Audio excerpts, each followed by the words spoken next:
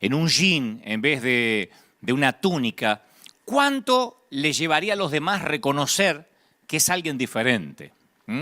Es una pregunta que me he hecho siempre a través de los años. Digo, si Jesús hoy trabajara en nuestras oficinas, asistiera a nuestras escuelas, no sé, fuera a buscar a algún niño a la puerta del colegio, ¿en cuánto tiempo los demás, padres, los vecinos, en cuánto tiempo la gente reconocería que hay algo especial en él? ¿Un mes? ¿2 meses? ¿1 año? ¿Cuánto tiempo le lleva a la gente que te rodea reconocer que caminas con Jesús y que estás identificado con la eternidad? ¿1 mes?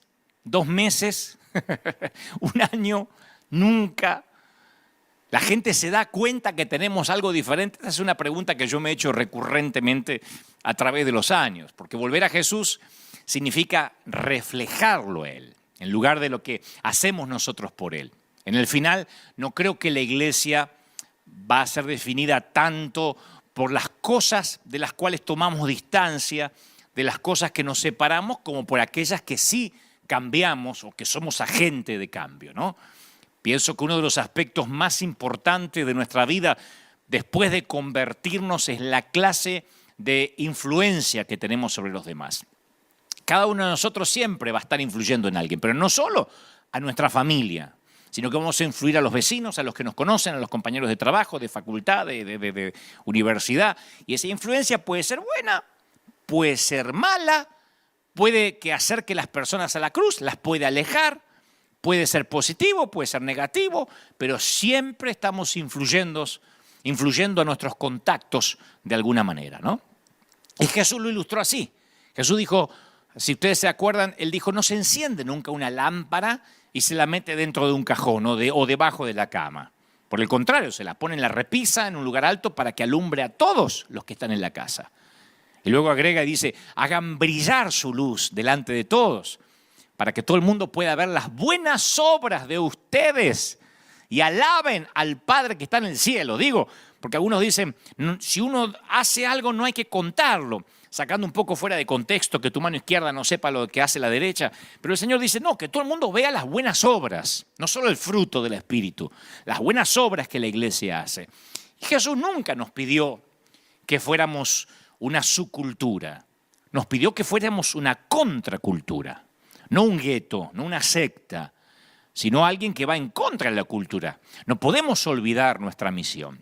Jesús nos recuerda que tal como Él lo hizo, nosotros de alguna manera no debemos olvidar que somos una contracultura diseñada, ¿para qué?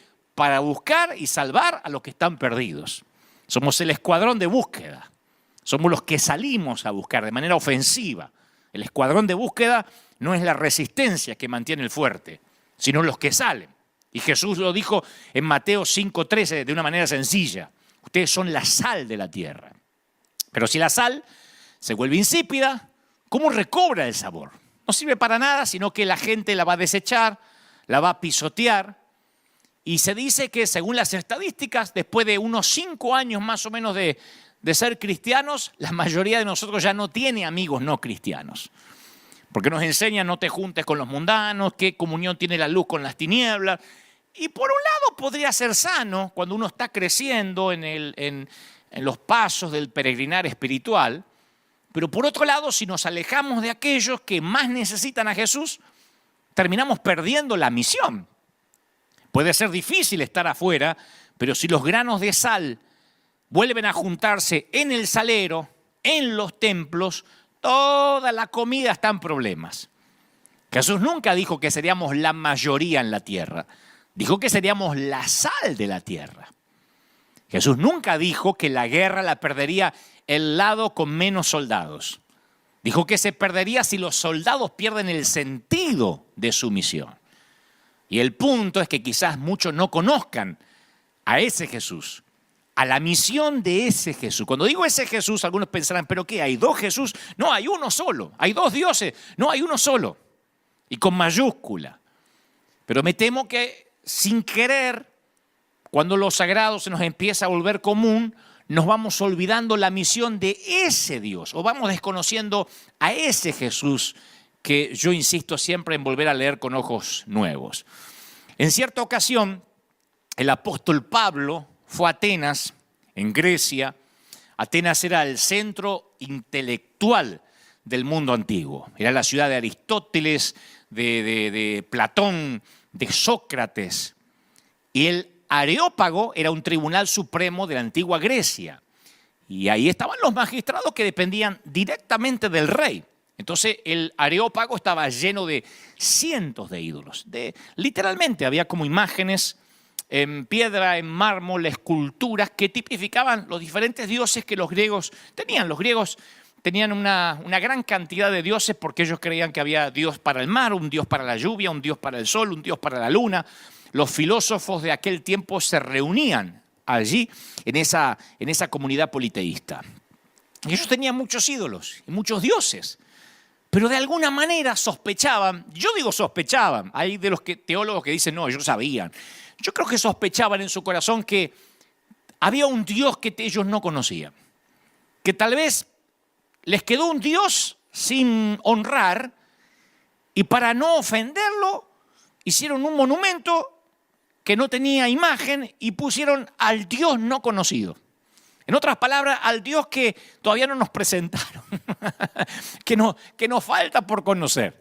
Y Hechos 17:22 dice que entonces Pablo se pone en pie en el medio del Areópago y dice, muchachos, fíjense que es sutil, por eso Pablo era Pablo, ¿no? Fíjense que ecuánime, qué dialéctica tenía, porque no los atacó, no les dijo esto es la gran ramera lleno de ídolos. Le dijo, muchachos, yo observo que ustedes son muy religiosos. Y hasta ahí todo iba bien. Dice, así que estuve mirando un poco, dando unas vueltas, y vi vuestros santuarios, y vi que había un altar que dice una inscripción al Dios no conocido. Y todos lo escuchan atentamente porque sí, ellos mismos, los griegos, habían levantado un altar que decía al Dios que nos falta conocer, al Dios que no sabemos cómo es, pero ahí está. Bueno, ese que ustedes adoran, sin conocerle, es a quien yo les anuncio. A mí me sorprende mucho que digan al Dios que ustedes adoran, porque si estaba ahí es porque lo estaban adorando. No era que lo mencionaban como al paso, era parte de la adoración de los griegos. Y yo me temo que hay otro Dios actualmente que muchos no conocen, aunque tengan años de estar en una iglesia. Y lo que es peor, en palabras del apóstol, presumo que hay gente que adora a un Dios que aún no conoce. Porque una cosa es que uno diga, yo no sabía que había Dios, por eso no lo adoro. Y otra cosa es que adoremos a un Dios del cual no tenemos el honor, el placer o la honra de conocer ese otro Dios. Por eso yo titulé este mensaje El otro Dios. Porque el otro Dios a veces es ese Dios que todavía no se reveló a nosotros. Sin embargo, lo adoramos, venimos, cantamos, oramos, pero no tenemos una relación directa, estrecha con Él. Pablo dice, yo les vengo a hablar de ese Dios que ustedes adoran y no conocen. Yo pensaba esta semana que tristemente el término espiritual suele ser más usado por los cristianos, por nosotros a veces para describir a personas que oran durante todo el día. Yo te digo, ¿qué es una persona espiritual? Y tú dices, bueno, yo conocí uno que leía la Biblia todo el día, constantemente, que nunca se enoja, que están empoderados. Palabra de moda antes de la pandemia, claro. Ahora ya no abundan demasiado, no veo muchos empoderados, pero me acuerdo que muchos sí se empoderaban. Y uno dice, bueno, eso es espiritualidad.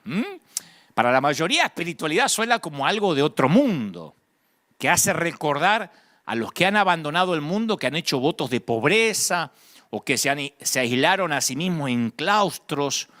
Yo creo que no hay nada malo, de hecho, con la espiritualidad de los monjes, los que literalmente se aíslan. Cuando estuvimos en Israel, fuimos a conocer en el medio de la montaña unos ciertos monasterios donde allí pasan años, décadas sin internet, sin televisión, sin noticias, sin celular. Están allí porque ellos quieren cultivar una cierta espiritualidad. Los monjes experimentan una clase de espiritualidad, que es una manera de buscar y de conocer a Dios, pero ¿qué pasa con el resto de nosotros? Los que no nos podemos dar el lujo de decir, me voy a meter en un monasterio, aunque estemos en cuarentena. Estamos en familia, estamos en casa. ¿Qué ocurre con aquellos que viven en la ciudad, que tienen una esposa, un esposo, 3 hijos, un gato, un perro, una suegra? ¿Qué de aquellos que son solteros y trabajan, qué sé yo, 70 horas a la semana y tienes padres que se preguntan cuándo se van a casar? Ya tiene 42 años y todavía está en casa. ¿Qué pasa con aquellos que están divorciados y están tratando de sanar todavía las heridas del rechazo? Tratando de enfrentar la paternidad unipersonal de sus hijos. ¿Qué pasa con los que no son monjes, no se pueden aislar? No pueden darse el lujo que ni siquiera se pueden dar los menonitas. Cuando yo era jovencito, yo me acuerdo que soñaba que perseguía a Jesús por detrás. Tenía esos sueños recurrentes, como que yo estaba detrás de Jesús, anhelando que Él me elija como uno de sus discípulos. No sé si eran sueños o eran visiones mías o ganas de que eso ocurriera, pero siempre yo me ponía ahí en la historia porque había visto las películas de Jesús y yo soñaba en caminar detrás de Jesús y de pronto Él se da vuelta así, me mira a los ojos y me dice, ¡hey! Sígueme. Y ahí mi corazón se acelera y yo comienzo a correr hacia Jesús y entonces me vuelve a interrumpir y dice, ¡hey! No, vos no, flaco, el tipo que está atrás tuyo, perdóname. Entonces la pregunta es, para aquellos que literalmente se sienten así, como que Jesús en algún momento dice, ¡hey, sígueme! Y vas y te dice, no, le decía el de atrás que es más espiritual. Esto me lleva a preguntar, ¿hay una espiritualidad para el resto de la gente que no está encerrado en un monasterio, que no se puede ir a ayunar 40 días a la montaña, que no tienen nada bajo control y probablemente nunca lo tengan? Porque muchos de nosotros por años hemos visto hombres de Dios diciendo, yo me fui a ayunar, yo me pasé 40 días ayunando, orando. Y hay otro montón de gente que no pueden darse ni siquiera ese lujo, parar, detenerse, tienen una familia que mantener, tienen cosas que hacer, pero además de eso tienen una vida desordenada en algún punto. ¿Hay una espiritualidad para ellos? Sí. Lo que hizo que Jesús terminara en la cruz fue la idea disparatada de que la gente común, la gente corriente, la gente rota, cuando termine este mensaje a la tarde o en cualquier momento te queda tiempo, mira el mensaje del domingo pasado, gente rota. Jesús hizo que la gente quebrada, hizo que la gente arruinada pudiera acceder a la santidad, pudiera ser santa. Eso fue lo que enloqueció a los enemigos de Jesús. Eso fue lo que hicieron que los enemigos lo criticaran. Los enemigos de Jesús fueron los que criticaban a Él porque Él hacía que la gente religiosa, la gente perfecta y su aceptación de la gente no religiosa y perfecta era la que estaban cerca de Él. Y los religiosos estaban como alejados. Entonces los religiosos lo criticaban porque decían, no puede ser que siendo el Señor esté con esa gente imperfecta. La implicación chocante del ministerio de Jesús es que cualquiera puede ser espiritual. Estos días yo leí a alguien diciendo, posiblemente sea alguien que no le caigo muy simpático y está bien, porque no soy un billete de 100 para gustarle a todo el mundo, pero escribía en un blog, está bueno lo que está predicando Dante últimamente, como que maduró. Oh, me encanta. Viste que siempre en el reino hay gente siempre que tiene como la cinta de medir la madurez ajena, ¿no? Y ellos van viendo si madura, si no madura, y te van dando un puntaje, ¿no? Benditos ellos que tienen ese tiempo. Yo apenas puedo con mi propia vida, pero hay gente que puede ver la madurez ajena, ¿no? Entonces decía, me encanta lo que predica Dante ahora, pero me choca que Dios use un tipo como él, porque su vida no refleja la sana doctrina. Oh. Entonces yo digo, pero no lo digo con dolor, hasta me causa cierta gracia porque me lleva justamente a lo que decían de Jesús. Siempre hay gente que no le importa que el ciego vea, siempre y cuando haya sido sanado en sábado. No importa que vea. Si fue en sábado, es escandaloso. Y siempre es escandaloso a quien Dios decide usar. Porque pensamos, no, hay mejores personas de las que Dios podría estar utilizando. Cuando Kathryn Kuhlman era usada por el Señor en sus años de mayor apogeo en su ministerio, decían, es imposible que Dios use a una campesina de Missouri con ese acento espantoso y además divorciada. Imagínense, mujer en un mundo de hombres, divorciada, campesina. Y bueno, Dios la usaba en milagros y en respaldo espiritual, pero no importa que el ciego veía si era en sábado. Porque La espiritualidad para algunos es una fórmula y no es una fórmula, ni es una prueba, es una relación. La espiritualidad no tiene que ver con la competencia, tiene que ver con la intimidad. La espiritualidad no tiene que ver con la perfección, tiene que ver con la conexión.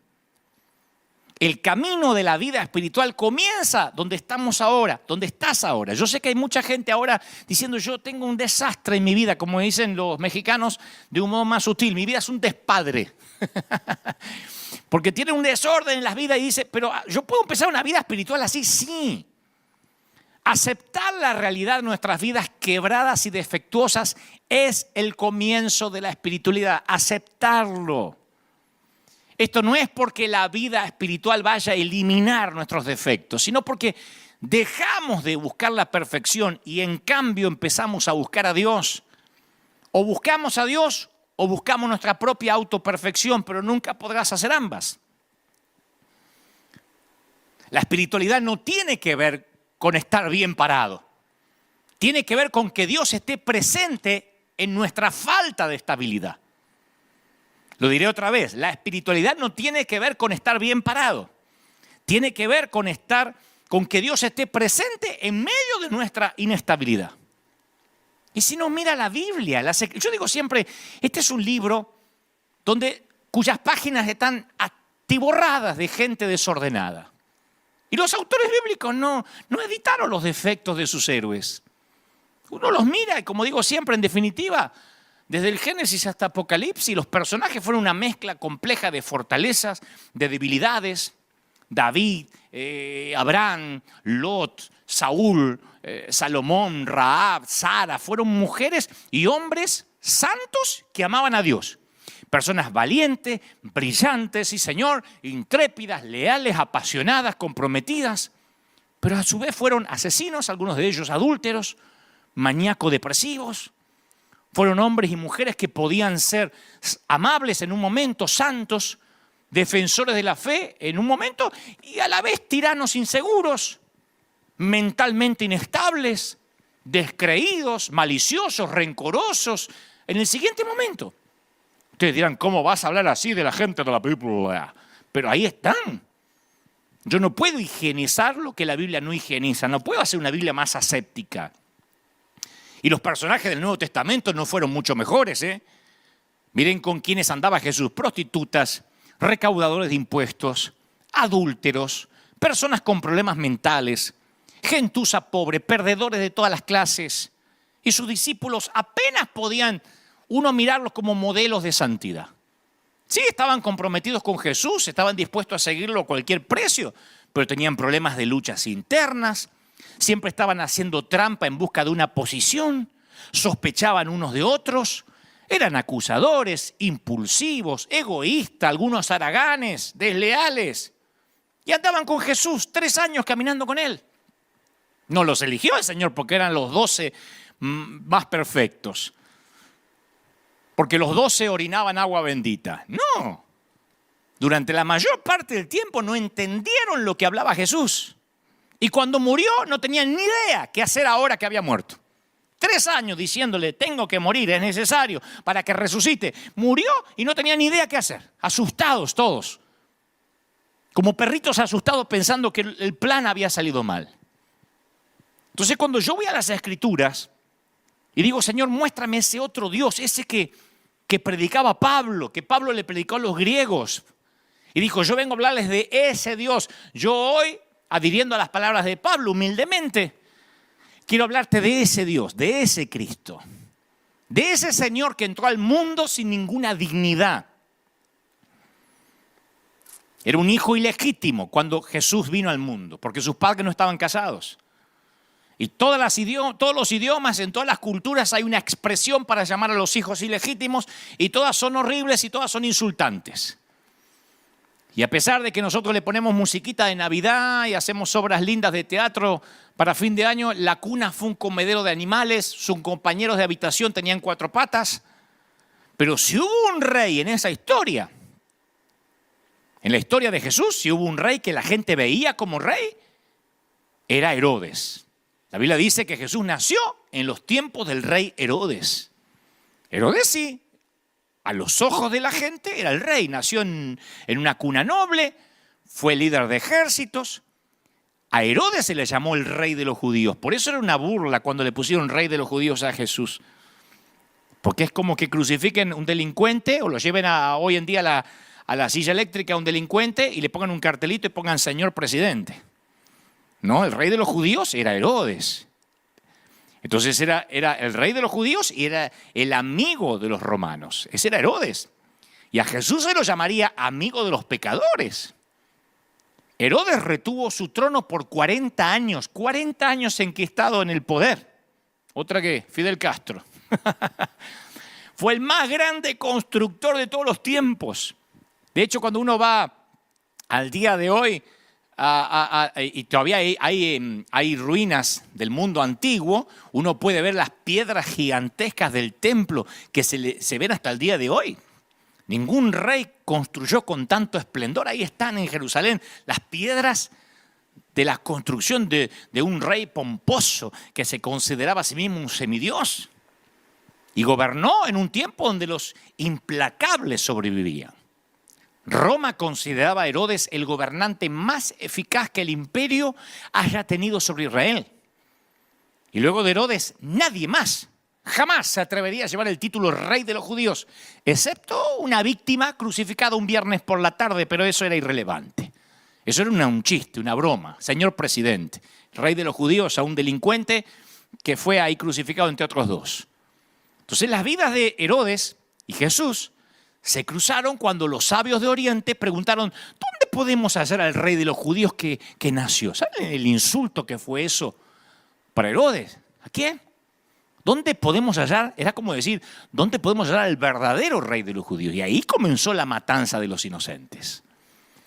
La noche en que Jesús nació, no todos dormían de alrededor. No era una noche de paz, no. Ni todo brillaba. No fue una noche de paz. Los soldados entraban en las casas a la fuerza y si hallaban un infante varón, le hundían la espada al bebé y se iban. Fue una matanza de inocentes, no fue una noche de paz. Bendigo al autor de la bellísima canción que seguiremos cantando, pero por favor que no nos quite el contexto de la historia. En el mundo antiguo los niños estaban en el escalón más bajo de la cadena alimenticia social. En el Imperio Romano muchos niños ni llegaban a crecer. Por lo general se los abandonaba en la basura, en el estercolero. Y a los niños discapacitados se los ahogaba antes de los 8 días. No había niños discapacitados en los tiempos de Herodes. No había niños con muletas. O no aparecen nunca niños con algún defecto congénito, con labio leporino, con síndrome de Down, porque literalmente antes de los 8 días se los ahogaba. Ya sea porque nacían con un género equivocado, porque estaban esperando un varón y nació una niña, porque no querían dividir los bienes o porque dudaban acerca de la legitimidad de ese vástago. Si el hombre tenía dudas que ese hijo no era de él, se lo ahogaba por las dudas. Y un día ese otro Dios, entiéndame, ese otro Dios que los judíos y Roma no conocían, llegó y dio vuelta a las reglas de juego. Se para y dice, ¿quién es el más importante en el reino de los cielos? Entiendan con el contexto que te di, cómo esta declaración ahora cambia. ¿Quién es el más importante en el reino de los cielos? En el subconsciente, ¿quién era el más importante? Herodes. Es como pararse en Cuba y decir, en el tiempo de Fidel Castro, insisto, decir, ¿quién es el más importante aquí en la revolución? Todo el mundo en el subconsciente pensaba que iba a hablar de Herodes. Y él llama a un niño, lo pone en medio de ellos, un niño que era lo descartable de la sociedad. Y le dice, a menos que ustedes cambien y se vuelvan como niños, no entrarán al reino de los cielos. El que se humilla como este niño, ahí es cuando uno entiende por qué dice se humilla, por qué relaciona al niño con humildad, porque el niño era lo más bajo de la sociedad. El que se humilla como este niño será el más grande en el reino de los cielos. Entonces Jesús no dijo que la tarea del niño era llegar a ser como Herodes, que era lo que le enseñaban a los niños. Lo máximo que puede llegar a ser es alguien como Herodes, el rey de los judíos. No, él dice la tarea de Herodes es que sea como el niño. Y ahí estalla la bomba y comienza una revolución silenciosa. Un movimiento subterráneo, señores, como aquella cueva que un peligroso bebé logró esconderse de un rey. se comienza a gestar una revolución de castas que socavaría las pretensiones de Herodes. Y el Señor empezó a pasar tiempo con los enfermos mentales, con los retardados, con los refugiados, con los indigentes. Ustedes dicen, entonces, ¿cómo había retardados y gente así si los solían ahogar de chicos? Porque algunos padres, con criterio, con corazón, lograban que sobrevivieran. Otros no, la mayoría no. Ese era cómo funcionaba el imperio en Roma. Pero Jesús empieza a pasar tiempo con esa gente. Todos aquellos que los romanos consideraban una carga que desechar, el Señor empieza a estar con ellos. Jesús no era amigo de Roma, era amigo de los pecadores. Era un extraño giro en la religión y la historia, no era amigo del gobierno, no era amigo del Estado. Los hombres que llevan mantos púrpuras y coronas, ahora que llega Jesús empiezan a verse ridículos. ¿Cuándo fue la última vez que viste algún político que se hizo llamar el Grande? Ya no hay, porque quedarían ridículos. Hasta los reyes, los países que todavía hay monarcas, se ven ridículos a partir de Cristo. El imperio romano organizaba la sociedad de la manera que las aerolíneas organizan sus clientes. Primera clase, clase turista. Primera clase embarca primero, sobre una alfombrita roja, comen en vajillas de porcelana y les sirven vino gratis. Están los premiers ejecutivos, los premiers de oro, los premiers de plata y los premiers de cartón o de paja. No importa en qué categoría estés, siempre habrá alguien encima tuyo. Y los que volaban más alto eran los 600 senadores de César. Después estaban los ecuestres, que tenían caballos, para cuestiones militares podían andar a caballo. Los decurios, que eran ciudadanos distinguidos con puestos en el gobierno. Y el 98% restante eran los ciudadanos del imperio. El escalón más bajo de la sociedad, después de todos esos que venían luego del César, eran los esclavos. La élite no hacía trabajos manuales, como la carpintería, por ejemplo. La carpintería era para lo más bajo de la sociedad. Algunos dicen, no, el señor era un ebanista, quizá trabajaba la madera y lo atallaba de una manera especial, lo que sea. Era un trabajo manual que no hacían los que tenían alcurnia. Y si un rico invitaba a alguien, se esperaba que hiciera lo mismo a cambio. Se invitaban entre ricos. Y en esos tiempos, si uno lee la historia, cómo funcionaba en el Medio Oriente, los ricos estaban obligados a hablar de sí mismos en tercera persona, a lo Maradona. Vieron que cuando Maradona habla de él dice, bueno, ahora ya no se le entiende, pero cuando se le entendía decía, Maradona es una persona que él mismo habla en tercera persona. Así hablaban en el Medio Oriente. O sea que la humildad no era una cualidad deseable, pero sí la grandeza. Un ciudadano romano no podía ser crucificado, era el castigo para los esclavos. Por eso cuando Pablo encabeza su carta a Roma y dice, yo, esclavo de Jesucristo, era un suicidio social. No solo estaba diciendo soy un esclavo, sino que decía yo soy esclavo del esclavo que mataron. Es como escribir en nuestro Facebook fracasado e inútil y esperar que una chica se enamore de ti. No era un sincericidio. Entonces la ubicación de los asientos en los lugares públicos reforzaba el estatus. Y eso no era por el precio de los boletos, como hoy podemos ir a un teatro, a un estadio de fútbol. Bueno, cuando digo hoy hablo en tiempos regulares, ¿no? De no pandemia, que según el precio que pagamos estamos más cerca del escenario. No, ahí era por la categoría, por el estatus social. Si eras un esclavo no importa, no podías pagar para estar adelante. A los del estatus bajo no se les permitía interrumpir mientras hablaban los del estatus alto. Pero los del estatus alto podían hacerlo cuando quisieran. Si estaba hablando alguien del estatus bajo, el del estatus más alto, el de la élite, podía interrumpir. Hoy es similar, ¿eh? Hoy no ha cambiado. Cuando un jefe interrumpe a su empleado, ¿cómo se lo llama? Líder. Cuando un empleado interrumpe a su jefe, ¿cómo se lo llama? Ex empleado. ¿No? Jesús dijo, como ustedes saben, los gobernantes de las naciones oprimen a sus súbditos. Les dice, como ustedes saben, o sea que no es que estaba destapando, como decimos en algunos países, una olla. Ustedes saben que los gobernantes oprimen a sus súbditos. Y los altos oficiales abusan de su autoridad. Ahí ningún romano se ofendió, porque había que llegar a la cúspide pisando cabezas. Ninguno dijo, wow, qué denuncia. No, eso era lógico. Sí, eso es lo que ocurría, había que pisar cabezas. Pero lo que viene después los ofende. Cuando dice, pero entre ustedes no va a ser así. El que quiera hacerse grande entre ustedes va a ser un servidor.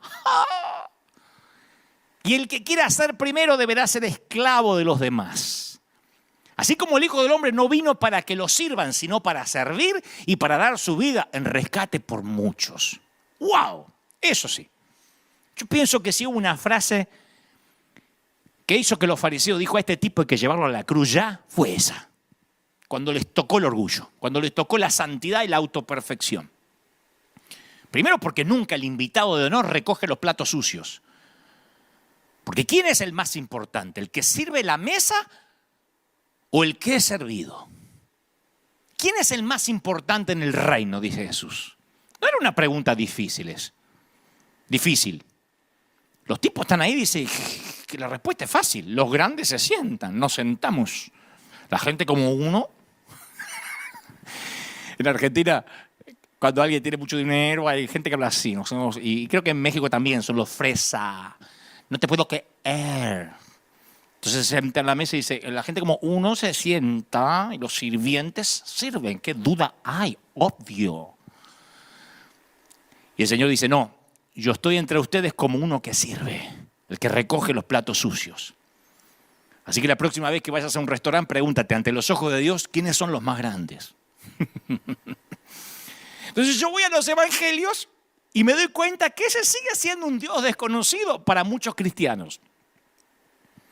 Al leer los evangelios de Jesús con ojos nuevos, cuando digo ojos nuevos porque a veces leemos lo mismo, esto ya me lo sé de la escuela dominical. Pero cuando vemos el contexto, nos damos cuenta por qué lo detestaban, lo odiaban, conspiraban contra él.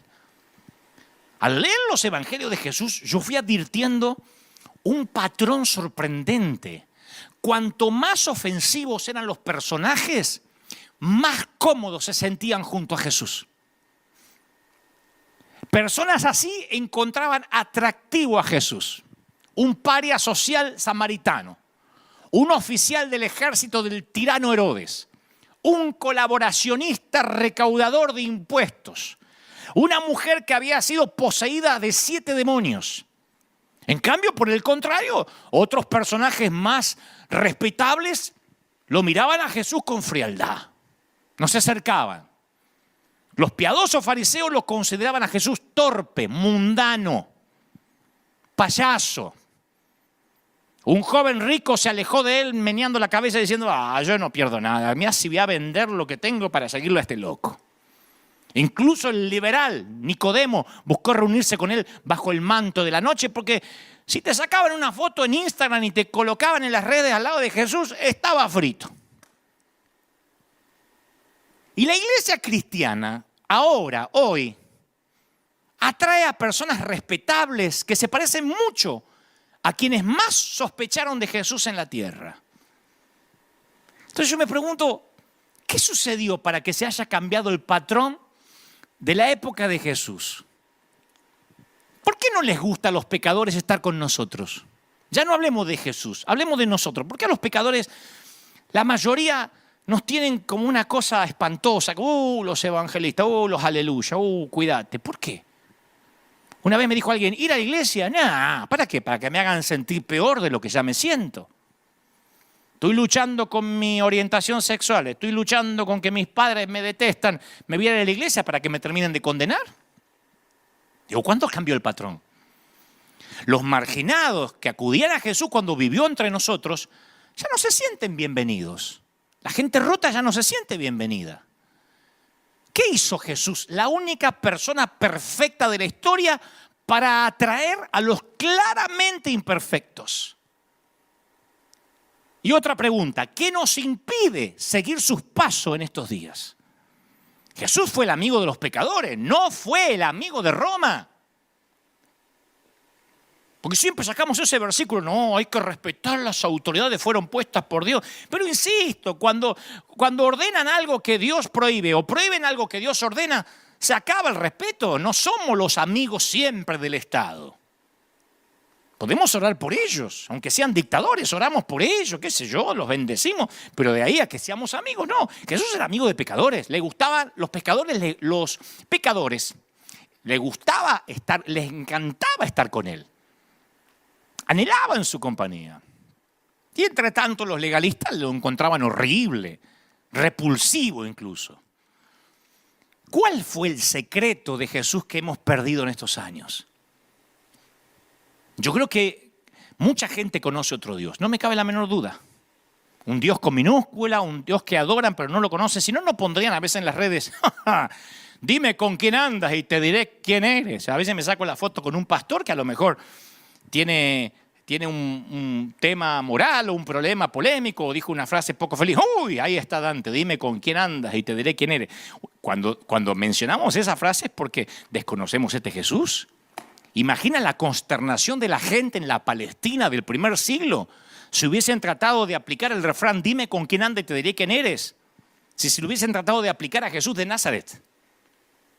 Los evangelios mencionan 8 veces en que Jesús aceptó invitaciones a cenar, 8 veces, de las que menciona. No significa que nada más fue a cenar 8 veces. 3 de ellas, la boda de Caná, la hospitalidad de Marta y María, que no sabemos cuántas veces fue, pero vamos a suponer que por lo menos una noche cenaron, y la comida de Emaús truncada después de la resurrección, ¿no? Que Jesús se le apareció ahí. Fueron situaciones normales que Jesús quería pasar un rato con sus amigos. Las otras, sin embargo, las otras invitaciones o autoinvitaciones a cenar desentonan con las normas de la corrección social. En una ocasión Jesús comió con Simón el leproso.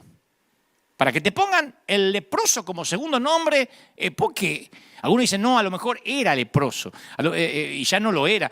Simón el leproso. Yo les puedo decir que 2000 y pico de años de avances médicos han hecho muy poco por aminorar el estigma social de la lepra, hasta el día de hoy. ¿Quién iba a entrar a la casa de un infectado? ¿Quién entraba a la casa de un infectado? En Palestina había leyes muy severas que imponían el estigma contra la lepra. Y si alguien dice, ¿de verdad era así? Muy similar al COVID-19 hoy. Nada más que en ese momento tenían que gritar, impuro, impuro. No le hacían un hisopado. El propio leproso tenía que gritar impuro, porque si no era condenado a muerte. Si te contagiaba, porque a veces la lepra se veía en la cara, en las manos y a veces estaba en partes más íntimas. Y tenía que gritar impuro porque si contaminaba a alguien, lo liquidaban.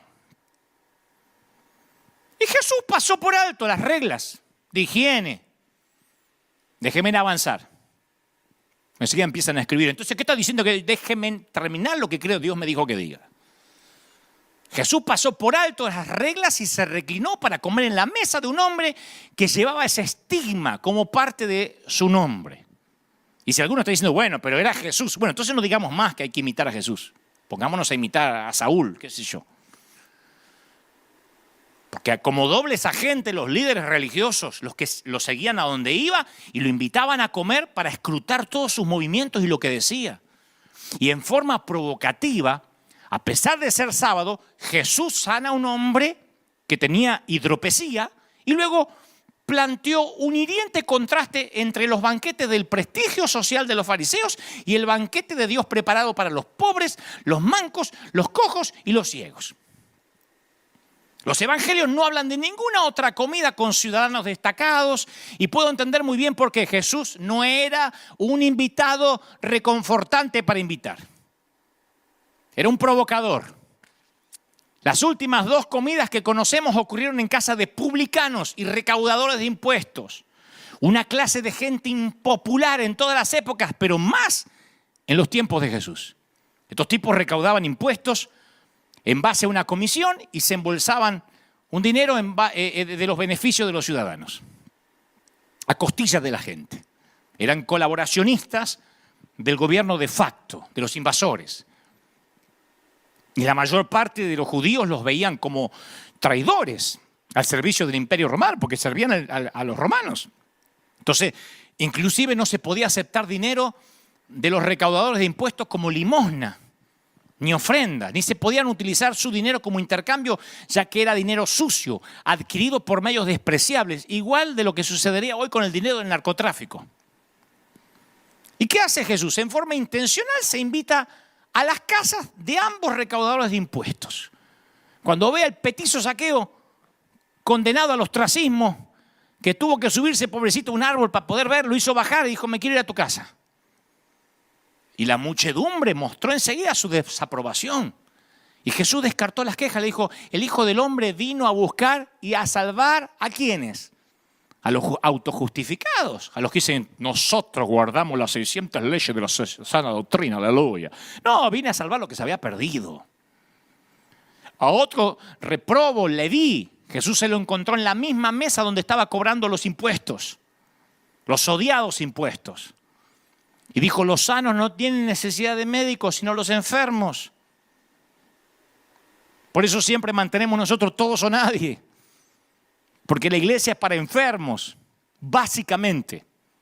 La iglesia, por definición, es para los infectados. Hoy en día, si dijera, ¿y la iglesia para quién es? La iglesia de por sí nunca va a ser para los sanos, por definición. Hoy la iglesia es para los infectados.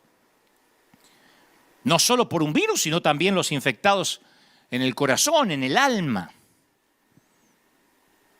Y al ver la variedad de comensales, Jesús, al comer con ellos, y cuando veían con quiénes estaba comiendo, la gente buscaban pistas para entender por qué Jesús hizo que un grupo, los pecadores, se sintieran tan cómodos con él y el otro, que eran los supuestos piadosos, se sintieran tan incómodos. Ellos buscaban la pista, yo la encuentro en las Escrituras, la encuentro en otra escena de los evangelios que reúne a los fariseos y a una pecadora confesa. Conocen la historia, ¿no? Los fariseos atrapan a una mujer en el mismo acto del adulterio, delito que se castigaba con la pena de muerte. Si dice mismo acto, no es que le descubrieron un texto, alguien la acusó. En el mismo acto significa que la tienen que encontrar haciendo el amor o teniendo sexo con alguien que no es su esposo. En el mismo acto. Así que para encontrar en el mismo acto, ninguna mujer tiene sexo en la calle.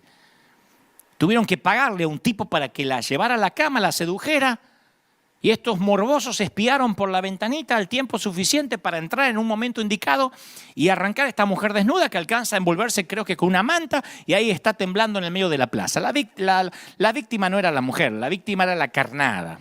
La mujer era la carnada, la víctima era Jesús. Iban por él, iban por un pez más gordo. Ella simplemente era la lombricita ahí para que el pez picara.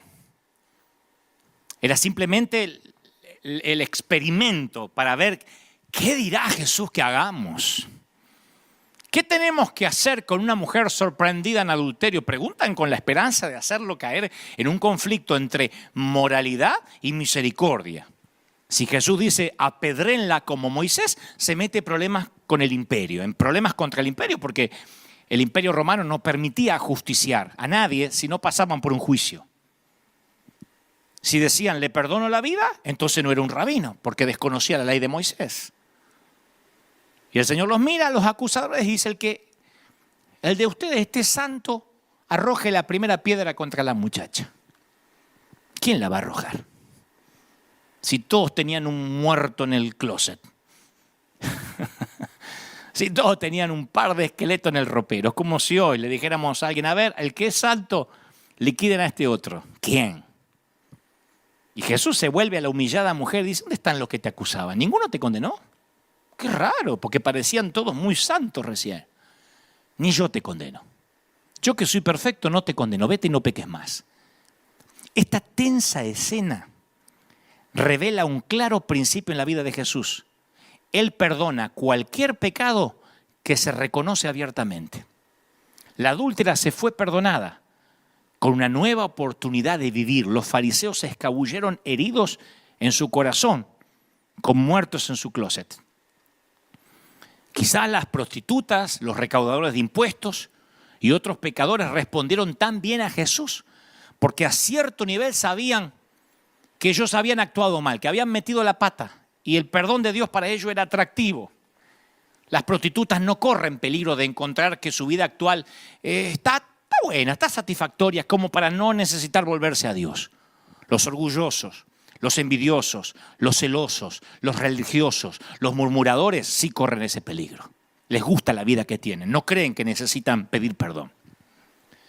Muchos preferían el estilo de Juan el Bautista, con su dieta de insectos, su duro mensaje de juicio y maldición, que ese mensaje de gracia que traía ese otro Dios, ese banquete preparado para toda la gentuza con la que se reunía Jesús. Y yo entiendo esa extraña preferencia. ¿Por qué preferían a Juan el Bautista? Porque yo crecí en un ambiente legalista, donde hasta el día de hoy, me consta, son 20 santos que se congregan en esa iglesia. Y te aseguro, de verdad, no es una falsa percepción, de verdad ellos creen que son los únicos 20 que se van a salvar. Yo no sé para qué el Señor hizo un cielo tan grande solo para 20. Porque si somos los únicos que tenemos la salvación. Y creo que 2 más que hay por allá. Nada más, 22 a lo sumo. Menos de un equipo de fútbol con sus suplentes. En los tiempos de Jesús también la gracia era escurridiza, difícil de comprender. El pecado era más concreto, era visible, era presa fácil de atacar. Una mujer adúltera está ahí a la vista. El celo, la envidia, está siempre solapada. Es menos atractiva, pero ahí está. Ese pecado es menos atractivo, pero ahí está. Bajo la ley siempre podías saber qué rango ocupabas, quiénes eras. Los judíos del tiempo de Jesús hablaban de una escalera que llegaba cada vez más alto, era una jerarquía que te acercaba, era como estaba diseñada la misma arquitectura del templo. A los gentiles y a los mestizos, como los samaritanos, se les permitía estar en el patio, como que acá en el templo dijera, bueno, a ver quién, a ver los argentinos en el patio, qué sé yo, los mexicanos un poquito más adentro, una cosa muy discriminativa, espantosa. Un muro los separaba de la sección siguiente que admitía ese otro muro a mujeres judías. Los hombres judíos podían entrar a un ámbito más, pero solo los sacerdotes podían entrar a las zonas sagradas. Solo un sacerdote, el sumo sacerdote, podía entrar en el lugar santísimo y solo una vez al año, el día de Yom Kippur. Entonces la sociedad toda en realidad estaba constituida por un sistema religioso de castas que avanzaban hacia la santidad. Y los escrúpulos de los fariseos reforzaban todos los días este sistema. Todas sus reglas sobre lavarse las manos, evitar la contaminación, eran un intento de acercarse a Dios y que Dios los amara más. Ahora, tú les preguntabas a ellos, ¿y por qué no hacen eso? Y te dicen, bueno, porque nuestro Dios nos estableció hasta lista de animales deseables sin mancha y lista de animales indeseables, defectuosos, que no pueden ser usados para el sacrificio. Ellos te leían la ley de Moisés. ¿Acaso su Dios no había excluido del templo a los pecadores? Mujeres con menstruación, los físicamente deformes y otros indeseables. De hecho, la comunidad de los esenios estableció una regla sólida. Ningún loco, lunático, tonto, necio, ciego, tullido, cojo, sordo, menor de edad entrará en la comunidad. Y en medio de ese sistema de castas aparece Jesús. Ese era el otro Dios que no querían, no podían y no iban a aceptar nunca. Cualquier parecido con la realidad actual es mera coincidencia. Para consternación de los fariseos, no tenía reparo Jesús en asociarse con niños, con pecadores, incluso con samaritanos. Tocaba y dejaba que los tocaran los impuros, los leprosos, los deformes, una mujer con flujo, los lunáticos, los poseídos. Aunque las leyes levíticas prescribían un día de purificación, después de haber tocado a un enfermo, Jesús sanaba a las multitudes tocando a los enfermos y no tomaba su día de purificación. Nunca se preocupó en las reglas de contaminación, de prudencia, en el contacto con los enfermos o incluso con los difuntos, que era una inmundicia tocar a un difunto. Piensa en Jesús en la actitud nada más que tenía con las mujeres. En ese tiempo, en todos los cultos que se hacían en las sinagogas, los hombres judíos oraban, bendito sea Señor que no me hiciste mujer. De verdad. Para los que creen que el machismo nació unos años más acá. Oraban así, bendito Señor, gracias que no me hiciste mujer. Porque las mujeres se sentaban en una zona aparte, no se las tomaba en cuenta, rara vez se les enseñaba la Torá. En la vida social las mujeres no hablaban con hombres que no sean de la familia. Y Jesús se relacionó libremente con mujeres, algunas las tuvo como discípulas, las enseñó como discípulas. A una mujer samaritana que había tenido 5 maridos y que ahora estaba teniendo una aventura, la buscó para que dirigiera un avivamiento espiritual. Él fue el que inició la conversación pidiéndole ayuda. Aceptó con gratitud la unción en manos de una prostituta. Por eso creo que el Señor no permitió que hubiese Instagram en ese entonces porque no llegaba a 3 años de ministerio. Imagínense una ramera vestida como prostituta tocando los pies al pastor, al rabino. Entre el grupo de seguidores había mujeres de lo que sin duda se suscitaron muchas murmuraciones. En las parábolas de Jesús aparecen innumerables mujeres. La mujer que perdió una moneda, no se las mencionaba a las mujeres. Muchas veces realizó milagros en ellas. Y como diría Pablo más adelante, en Cristo ya no hay judío ni griego, no hay esclavo ni libre, no hay varón ni mujer. ¡Ay! ¿Cómo que no hay varón ni mujer? Si la mujer es esa cosa que usamos para tener sexo, para desahogarnos de noche. ¿Cómo que no hay judío y griego? No nos van a comparar con los griegos. ¿Cómo que un hombre libre lo van a comparar con un esclavo? Es una revolución. Era como decir, en esta iglesia entra cualquiera. ¿Cómo? ¿Qué iglesia liberal? Esto no es un burdel, como dijo aquel pastor que les conté el domingo pasado. Para las mujeres y para otras personas oprimidas, Jesús trastocó la sabiduría que se daba por sentada en ese tiempo. Los fariseos creían que tocar a una persona impura contaminaba a quien lo tocaba. Pero escuchen, cuando Jesús tocó al leproso, Jesús no se manchó, sino que el leproso se volvió limpio. Cuando una mujer inmoral lavó los pies de Jesús, fue ella la que salió perdonada y transformada, no él el que se contaminó. ¿Se dan cuenta cómo la iglesia cambió el patrón? ¿Se dan cuenta que la sal en el salero arruina toda la comida? Solamente cuando se amontona en el salero, sino un poquito de sal cambia, leuda, permea la sociedad como si fuera la levadura. Cuando se enfrentó Jesús a la costumbre de no entrar en la casa de un pagano, el servidor del pagano fue sanado. Tanto de palabra como de obra, Jesús fue proclamando un evangelio nuevo de gracia.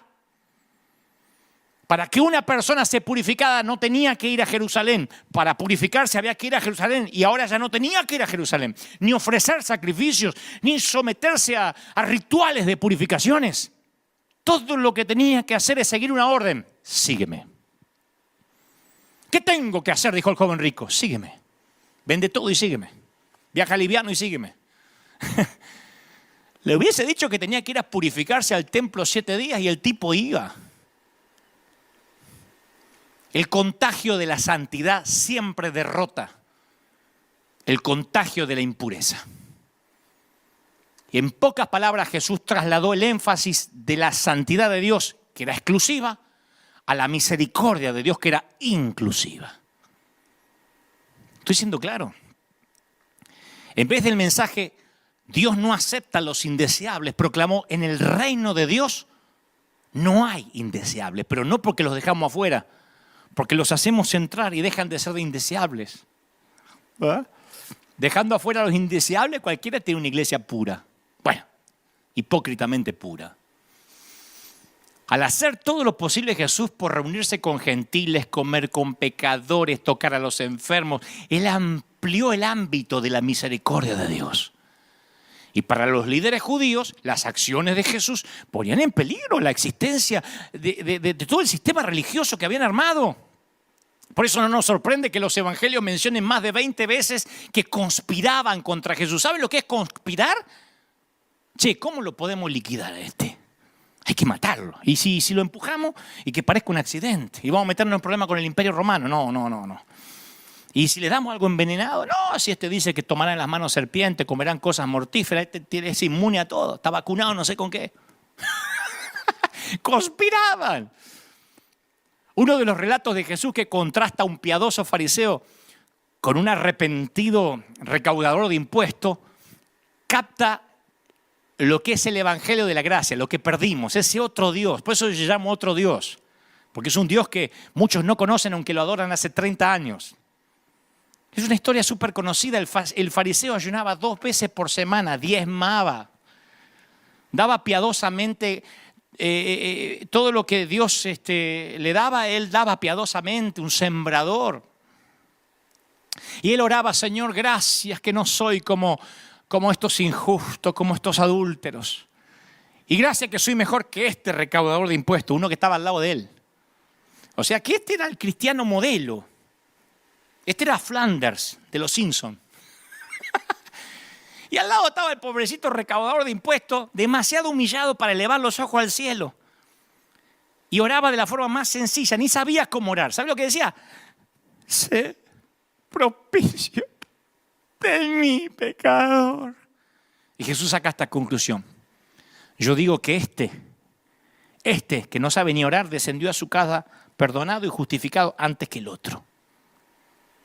Entonces uno dice, ¿qué quieres decir? ¿Que entonces no tiene importancia la santidad? ¿Que no hay diferencia moral entre un legalista disciplinado y un ladrón? Desde luego que no. La conducta importa de muchas maneras. Solo que la conducta no es lo que nos hace aceptos ante Dios. El religioso, cuando escucha la parábola de Jesús del fariseo y el publicano, piensa, bueno, es un episodio ofensivo ese. Porque si Jesús dice que se fue justificado el recaudador de impuestos, es ofensivo a la sana doctrina, porque en ese relato parece que lo único que importa es la capacidad de Dios para perdonar, no importa la vida del tipo. Exactamente. No nos podemos llevar la gloria de la gracia, no nos podemos llevar ni compartir la gloria de la gracia. En este mundo normalmente se mira a los ricos, a los hermosos, los piadosos, los que tienen éxito. Y la gracia introduce un mundo con una lógica nueva. Dios ama al pobre, al que sufre, al perseguido. Y nosotros también tenemos que amar a esa gente. Como para Dios no hay nadie indeseable, tampoco puede haber nadie indeseable para nosotros. Los cristianos del primer siglo rescataban a sus amigos de los captores bárbaros, de los militares y los que estaban asolando a veces a la población, y los cuidaban a sus enfermos. Y los paganos los abandonaban apenas descubrían los primeros síntomas de que estaban contagiados. En los primeros siglos la iglesia tomó al pie de la letra el mandato de Jesús de recibir a los extranjeros, vestir a los desnudos, a los inmigrantes, alimentar a los hambrientos, visitar a los que estaban en cárceles. ¿Saben lo que es visitar al que está en la cárcel? Es visitar a un delincuente, a un violador, porque no están en la cárcel necesariamente de manera injusta. Entonces cuando uno ve a Jesús, a ese Dios hecho hombre, y estudia la iglesia, el comportamiento de la iglesia primitiva, yo me siento inspirado a predicar más de ese Dios.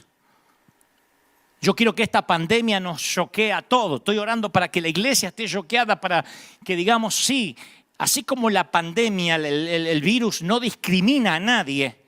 Actores de Hollywood o gente que duerme bajo un puente se pueden contaminar y enfermar. Así también el evangelio, la gracia no puede discriminar. Los pobres, los enfermos, los recaudadores de impuestos, los pecadores, las prostitutas que se agolpan alrededor de Jesús, movidos para recibir perdón.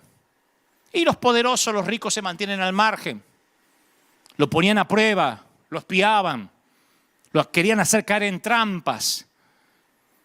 Jesús les habló de un Dios distinto al que creían conocer.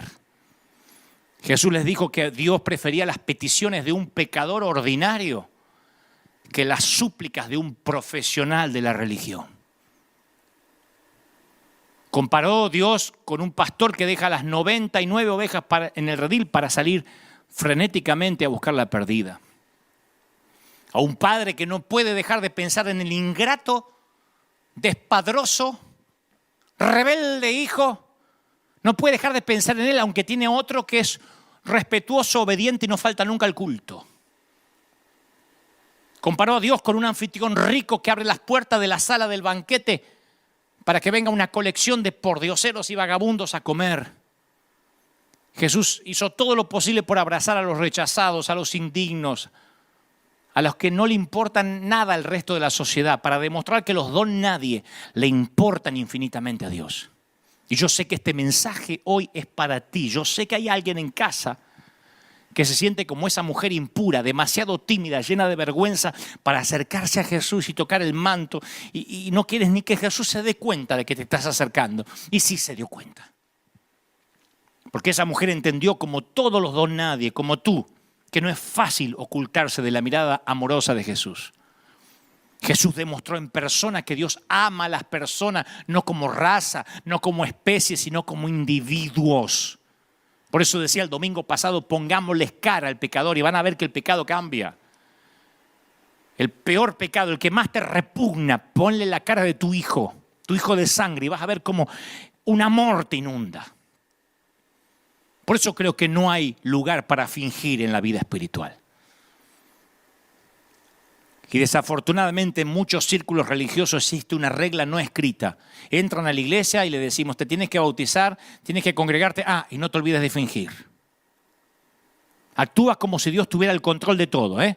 No vas a decir, siento ansiedad, porque aquí nadie tiene ansiedad. Empodérese, mi hijo. En el nombre de Jesús. Tus palabras tienen poder. Actúa como si Dios tiene el control de todo, aunque no creas que así no sea. Si te enferma un hijo, no vas a decir, está enfermo, oren por mí. No llores, porque eso es falta de fe. Tienes que transmitir la impresión de que todo está bien en tu vida, cuando no lo esté. Así atraemos a los inconversos. No los atrae, los repele. Cuando le decimos a la gente, finge que crees cuando en realidad estás dudando. Entra pero esconde tus imperfecciones. Mantén la imagen de un matrimonio perfecto, con hijos saludables, aunque tu familia sea como cualquier otra, con muchas disfunciones, no lo muestres. Y no importa lo que hagas, no reconozcas jamás que pecas. En la práctica, fingir es eficiente. No es complicado, es rápido. Responder, ¿cómo estás? Bien, bien. Cuando nos preguntan cómo estás, decir bien, bien. Es más fácil que decir, porque es más fácil decir bendecido. Bendecido, estoy bendecido. Bendecido por Dios, amén, gloria. Es más fácil que decir, no estoy bien. Me molesta la espalda, mis hijos adolescentes me están desilusionando. Mi esposo nunca me habla, dudo si lo estoy amando o no. Me pregunto a veces si Dios me ama, aunque tengo 30 años de creyente y canto en el coro, me sigo preguntando si Dios me ama. ¿Por qué no decimos eso? Fingir nos conecta sobre la base de lo que no somos. La gente que finge tiene relaciones fingidas. No hay peor cosa que ver una iglesia fingida. Dios le bendiga, repita al que está a su lado, Dios le bendiga. Y por dentro se está muriendo. Yo sé que muchos repelen este mensaje y dicen, desconfía del predicador que dice, yo también soy pecador, porque hay que mostrar un modelo. ¿Qué estás proponiendo, Dante? El otro día alguien me dijo, estás enfatizando los defectos que no sirven para nada, los débiles. No, todos somos débiles. Ninguno de nosotros es lo que aparenta ser.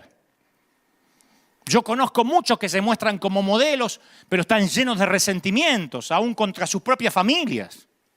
Todos tenemos secretos, todos tenemos problemas, todos luchamos, nadie es perfecto, ni siquiera uno.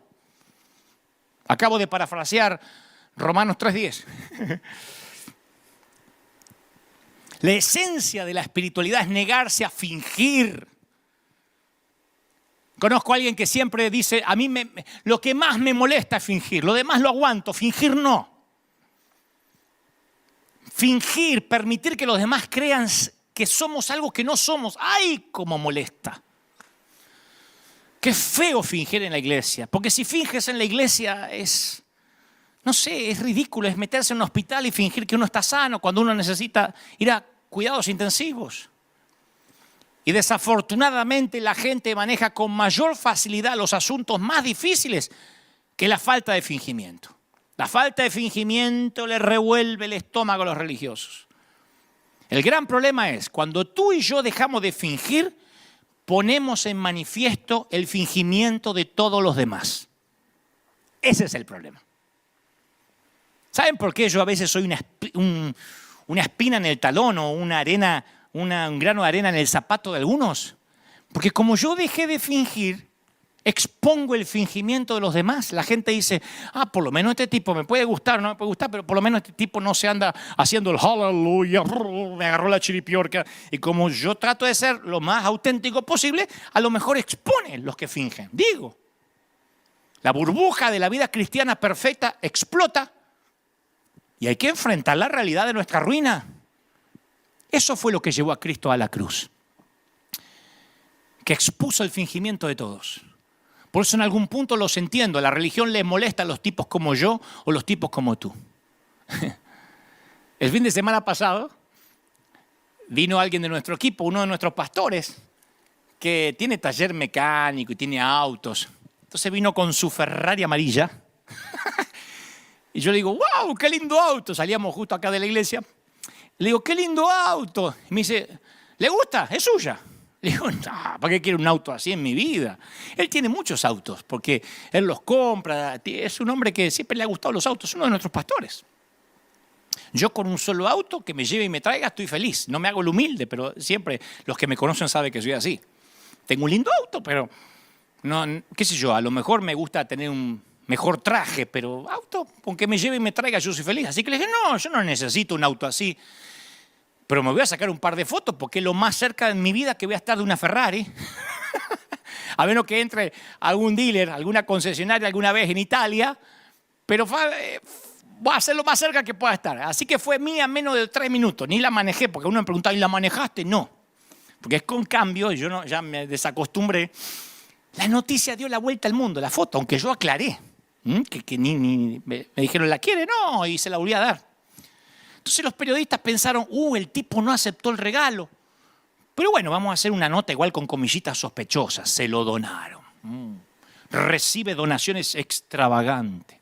Lo bendijo Dios. Dice que Dios se lo dio. La volvió a donar. Como diciendo, ¿qué la va a volver a donar?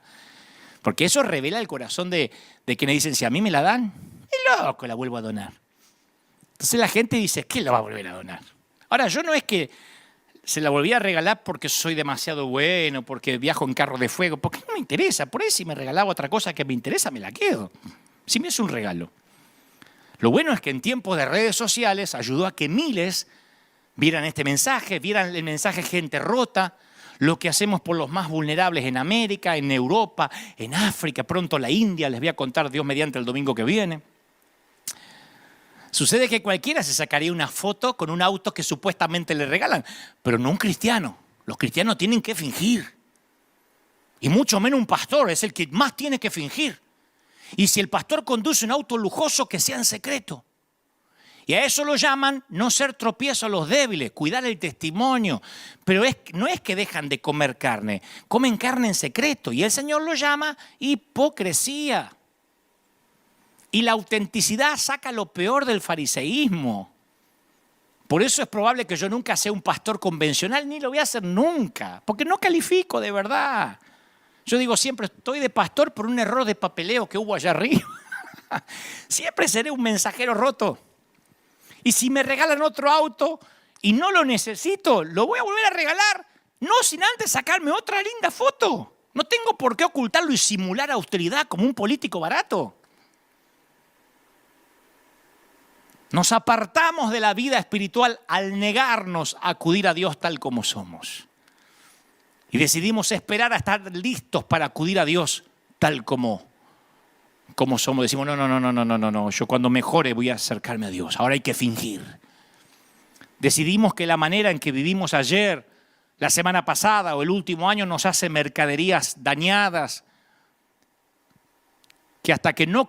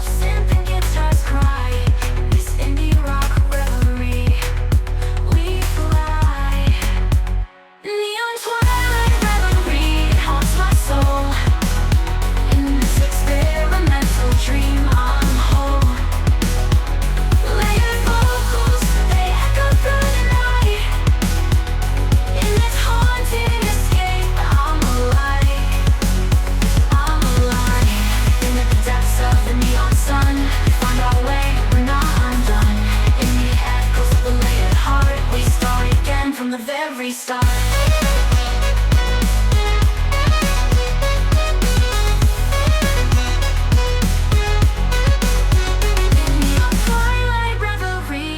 My soul in this experimental dream I'm holding.